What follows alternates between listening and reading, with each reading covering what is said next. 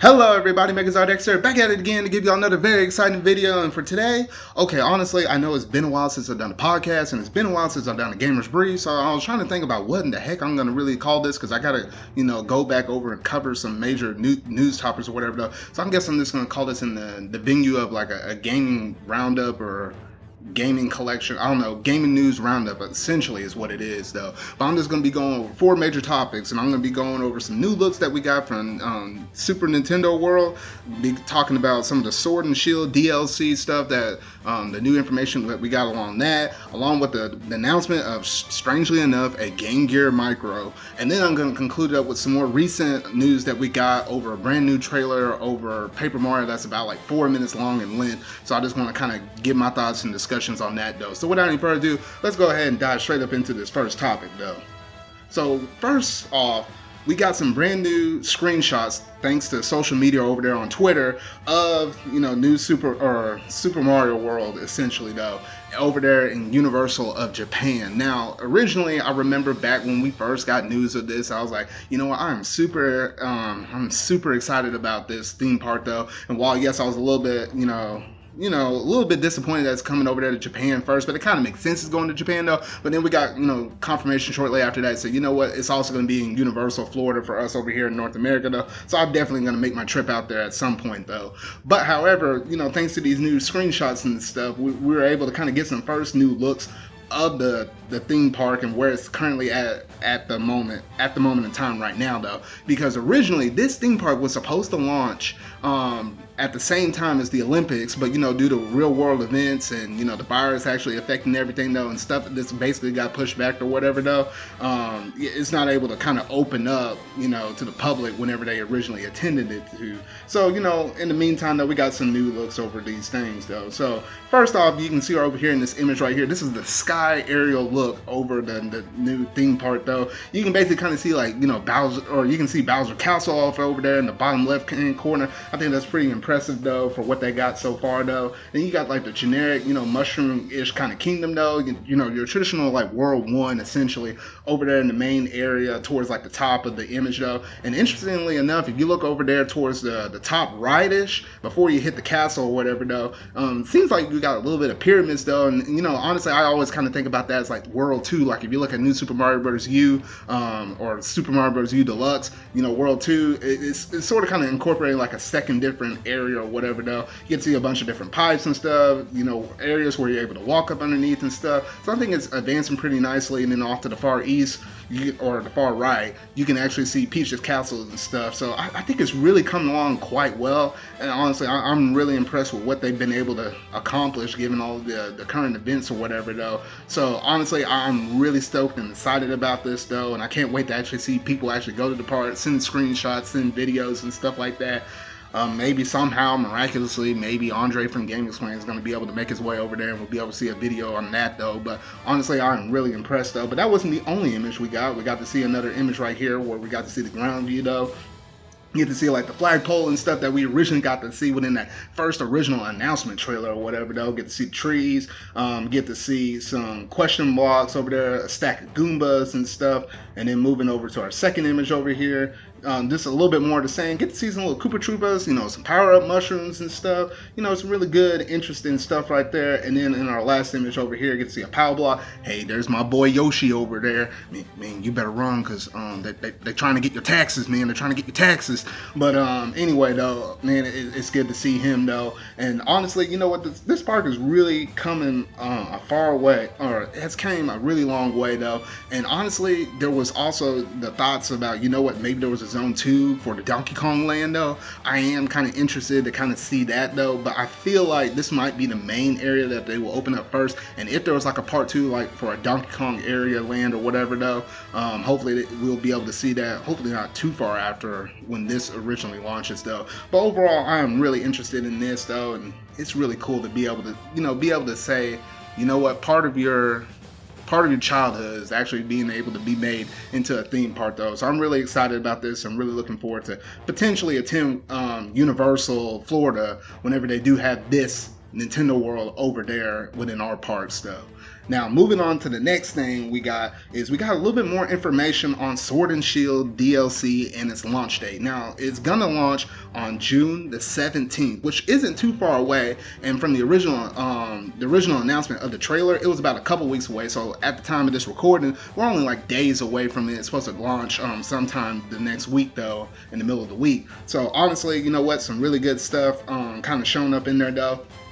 But my main number one big question is, how in the world is this going to be balanced? Because in times past, when you look at Pokemon games, in the first original ones, like for example, Diamond and Pearl, you went through the game, you beat the Elite Four, you might have, go through some extra little stuff over there in that top northeast corner over there with the Battle Tower, whatever it is. Your Pokemon might have been stacked, level 60, level 70, and you know what, you got pretty much all you wanted to get out of that Diamond and Pearl level. But when the enhancement came along with Platinum, hey, you know what? Even though they added new stuff to it, like, Giratina and the Sortium World and all of that stuff, good times, though. Good times, really, though. But when they added all of that, the way how they nerfed and balanced it was obviously you started over at ground zero. But with this DLC, though, it's like everybody's already got their level 60, level 70, level 80s, probably even some people who even have level 100 Pokemon right now. How do you balance that out to where you ain't gonna make this DLC part super easy when you're just rolling through there with your level 60 team that you beat with the Champion League or whatever, though, and just mauling through all this stuff? Now, I think the main number one thing they might be using is Cub Food, because they have you having this Pokemon and you have to go through these certain kind of set challenges or whatever, though, in terms of training it, and then you get to take it to either one type of school or the other, in order to kind of train it to be one style or the other, to make it evolve into one form or the other, though. So I think that's one main way that they're going to be able to use in order to kind of balance this out, though. So it also makes me think, you know what, are they going to find a way to do level caps, like similar to how you go through the game and you're not able to actually trade with somebody before you beat a certain gym leader. So like before you beat the first gym leader or whatever, though, you can't trade with another person to get a Pokemon above level 20. I wonder if they're going to set restrictions like that. Or even better, one of my other predictions is the matter of fact that, you know what, once you head to the Isle of Armor, maybe they lock you off from the other region and say you can't import any of your Pokemon. So maybe that's how they kind of reset you. So all the Pokemon you get and obtain have to be the new Pokemon on the island. So it kind of gives you a better incentive to be able to capture those new Pokemon, and some of those Pokemon that weren't originally in the original baseline Pokedex or whatever, though, and they'll be able to kind of make you have more incentive to kind of go through and capture those Pokemon, pay more attention to that and the new features within the Isle of Armor. I think that's the main way how they're going to probably be able to balance this out, though. We got to see, the 3 starters with their new Gigantamax forms as well. We got to see some new mechanics, such as like you can make curry, and if the Pokemon has good enough potential, they can actually change from a Dynamax to a G-Max Pokemon potential.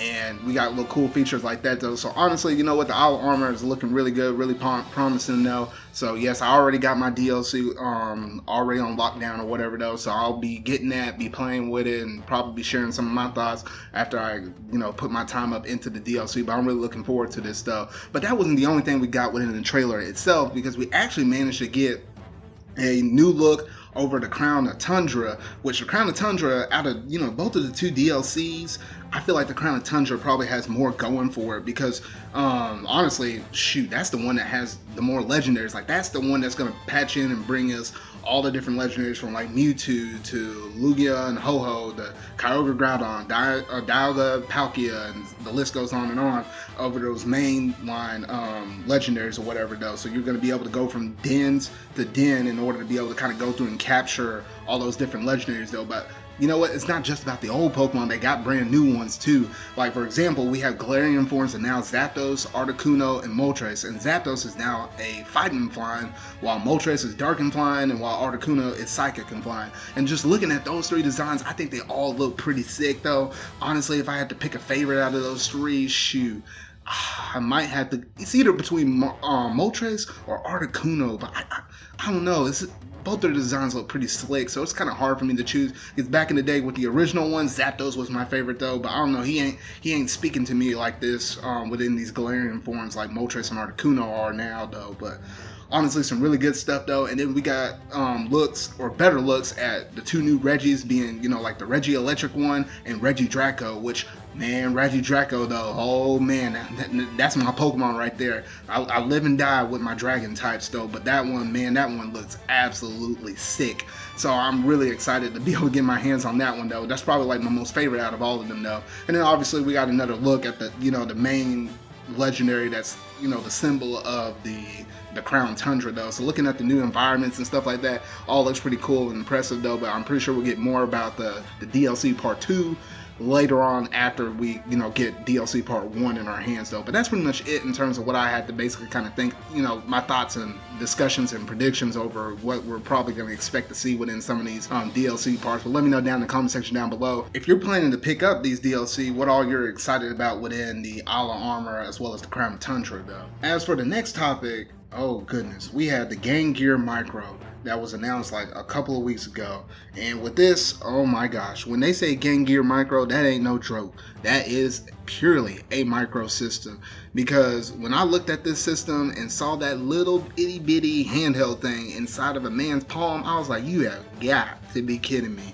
Because with that system though, I mean, that man right there or whoever's holding that that Game Gear Micro, man, I got some big old hands. My hands are probably bigger than that person in that picture holding it right there though. So you know what, for me, that thing is gonna be a tiny old system being able to hold right there. And just to kind of give y'all an idea about the size and the sort of kind of the specs that are up on this system, the hardware itself is about 80 millimeters long, about 43 millimeters high, and about 20 millimeters thick with a 1.15 inch display. And there's a single mono speaker that you can see on the system in the bottom left corner of the system, as well as a headphone jack, and it charges over USB, thankfully, so you don't have to use batteries. But if you want to use batteries, it can run off of 2 AAA batteries. Now, back in the day with the Game Gear itself, the regular version, that thing used to run on 6 AA batteries, which, gosh darn, those things were chewing through the battery length of that thing real fast. Sometimes, depending on the game you're playing, shoot, that mess might be gone in 1 hour.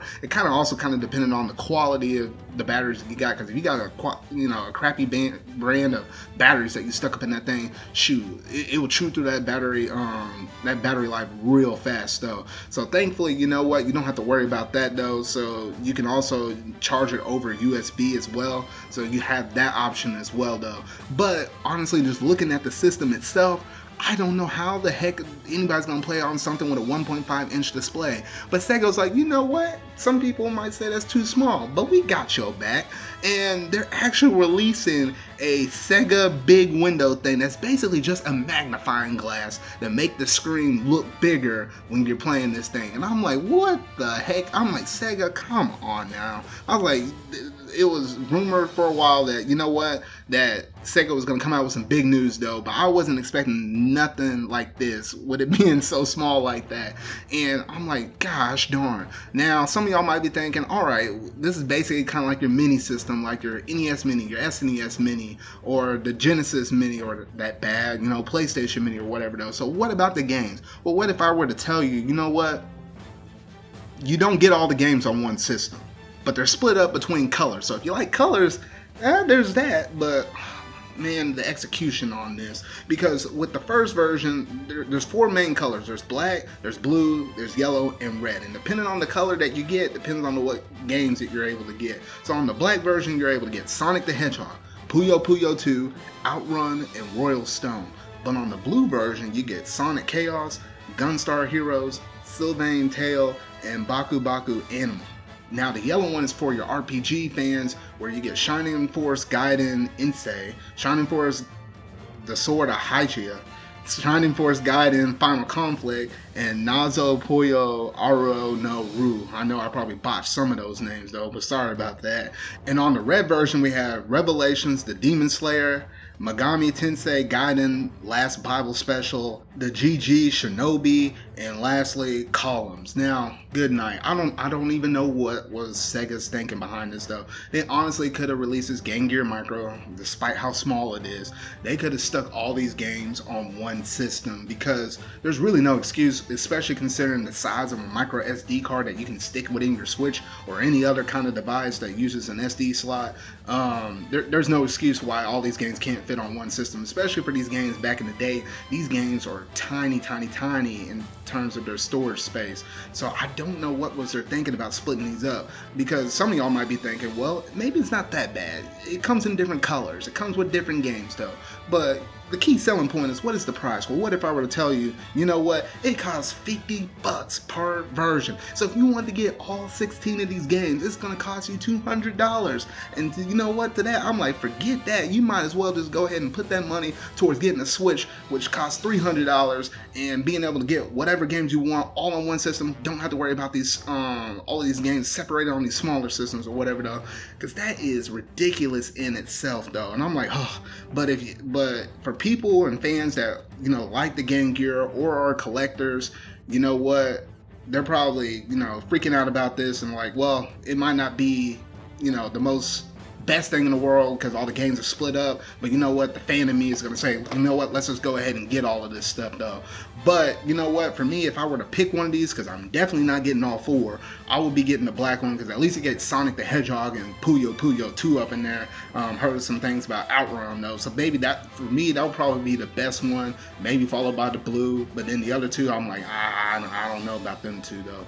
But anyway though, oh goodness, I don't know what Sega's thinking was about this Game Gear Micro though, but apparently this is a thing though. Now, we do know this is launching in Japan first, you know, later on in the year within the fall though, but no confirmation yet about whether or not it's coming west, but I imagine it might, you know, possibly do so though. But let me know down in the comment section down below if you're interested in the Game Gear one, which color would you actually be willing to likely get based upon the games that come with it though. But for me personally, man, it really should have made that screen a little bit bigger, or made this console as a whole a little bit bigger. And as for our last little bit of recent news, we got a brand new trailer for Paper Mario and the Origami King. Now this one really kind of hit us out of random nowhere, because it literally came the day after the PlayStation 5 reveal, and I was like, well dang, I certainly wasn't expecting this though. But we got even more of a deep dive about this game and what all it has to offer though. So within this game, we basically kind of saw Mario kind of moving around and whatnot though,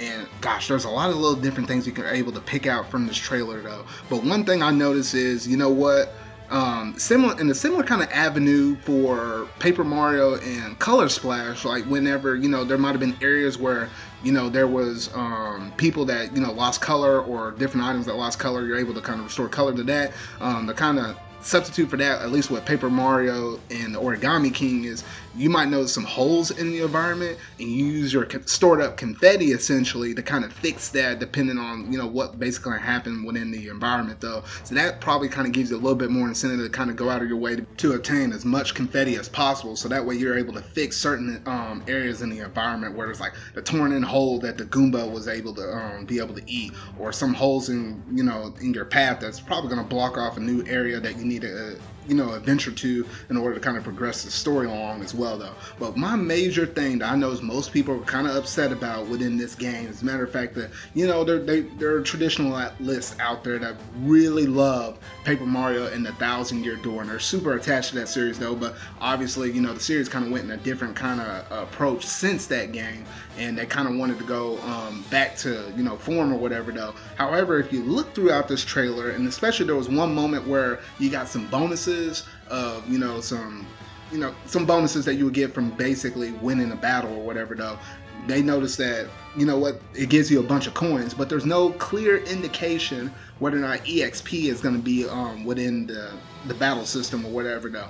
And to that, you know what, it is kind of interesting how you can have an RPG like this and not have EXP though. But the thing I'm noticing is with the battles is your weapons, and I'm thinking, you know what, maybe they can use coins as a way of being the substitute for experience points. So to say, like, for example, you have your shoes where you're able to stomp on foes, and then you have your hammer where you're able to bash them or whatever though. But using those coins, maybe you're able to upgrade some of your basic items, or be able to buy more stronger items. So for example, you run into a chain shop or whatever though, if you ain't got the strong enough boots, you ain't got the strong enough hammer or whatever else, fireballs or whatever though, to be able to use certain attacks on it though, it could potentially, you know, wipe the floor with you though. But by using your coins and stuff, you're able to upgrade or buy certain better moves or, you know, attacks or weapons essentially, and be able to take out your foes that way. That's what I'm essentially thinking about during this trailer in terms of how they're going to potentially handle the EXP up in here though. But honestly, we got to see, you know, more different environments, more different areas though, and they showcase off the battle system a little bit more, where you're able to turn your enemies in a certain direction, where you're trying to line them all up and then trying to, you know, do the most damage that way though. And then we got to see different areas over the New World stuff, based upon the people that Mario basically meet during his adventures. It basically kind of confirms in a way that you're sort of kind of getting partners back, but you know, they're people that kind of help you along the way, as well as, you know, potentially help you battle as well. Because like in one fight we got to see a Bombo, or you got to see like a Toad kind of standing right next to you. So it'll be interesting to kind of see how partners kind of be able to affect the way out of your battle, as well as you know, be able to traverse around the new world that Mario has to be able to explore in order to, you know, be able to save Peach in the castle and everything like that though. But the one thing I have to honestly talk about is the matter of fact of these bosses though. Some bosses, like for example the rubber band dude, I thought that was pretty cool, the way how they sort of kind of made a boss based on Origami though. So I was like, you know what, the rubber band boss looked kind of cool or whatever though. I ain't gonna lie on that one though. But bosses such as color pencils and bosses such as a tape roller. Yes, I did not stutter. I did not make a mistake. A tape roller as a boss. Those kind of make me scratch my head. I'm like, wait a minute. I know we're kind of going with the paper kind of theme with the origami and whatnot though, but could there not been any more originality with that in terms of the bosses? I don't know if these are like the most major ones or whatever though, but hey, they're bosses nonetheless though. So I'm like, I don't know, it's sort of kind of like a small blow right there though, because I really like a lot of the stuff they basically showed or whatever though. But that was probably like one of my minor things that I thought, I was like, you know what, I ain't, you know, a huge big fan of or whatever though. But honestly, you know what, as long as the story is really good, because you know, when I play an RPG, the story is kind of one of my big things though. And as long as this battle mechanic is going to be fun though, because I think it will be a little bit or there's a little bit of a challenge or risk or whatever though with the time limit or whatever though. So I think that's, you know, a good way to be able to kind of incentivize you. You know, it's basically involving a lot more puzzle elements within the game as your battle strategy or whatever though. So I think that's a very nice touch though or whatever though, as you're able to slide the wheel around, as well as basically kind of invert and move enemies to the opposite side of the wheel though. So that's going to provide some good challenge during battles though. But those are like my main overall thoughts about the new Paper Mario trailer that we got right there. So some really good stuff to potentially come in the future though, and I'm really looking forward to picking up this game and, you know, diving a bit more into the story and seeing what this game is all about, because it's been years since I played Paper Mario back on like Super Paper Mario back on the Wii though. So really interested to kind of see, you know, how far the series has come, whether it be good or whether it be bad. But I'm about to figure that out on my own though. So that about does it for this gaming news roundup, for all the past news that I basically wasn't able to cover, whether it be through Gamers Briefs or whether it be through my podcast that I hadn't had in a while though. So, you know, this was a good way for me to be able to kind of get everything out and be able to catch back up though. However, one thing I did not mention in this thing was the PlayStation 5 reveal and what I thought about that though. But I did create that within a separate video though. So once you're done with this video though, make sure to check that video out on my channel though. And I went into a deep dive of what I basically thought about that with the new console, as well as the 26 games that they were able to reveal at that event though. So that about does it for this video though. So remember y'all, until whatever video I make next, see y'all.